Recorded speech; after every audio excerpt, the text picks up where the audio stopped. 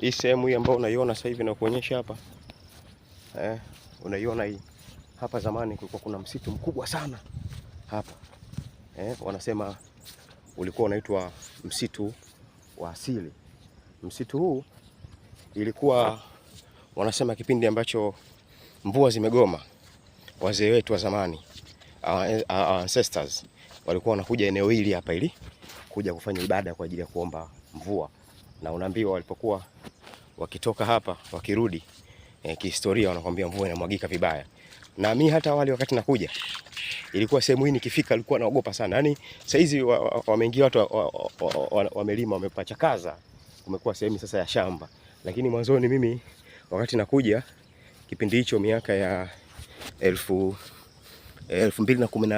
2015, mzee, ilikuwa sio mchezo. Nikifika sehemu hii mwenyewe nilikuwa naogopa. Yaani kupo kuna msitu umeshona. Yaani naogopa kweli kweli, lakini ndio hivyo. Kutokana na maendeleo ya watu wameongezeka, watu wanahitaji ardhi ya kulima, basi watafanyaje sasa? Watu wameingia hii sehemu, wameichukua. Na unaiona sehemu hii mpya. Umeona watu ndio wameanza kulima lima. Lakini hapa kupo kuna boke la msitu mzee, usifanye masiara.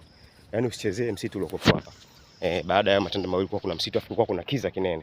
Yaani sio mchezo mwanangu. Balaa.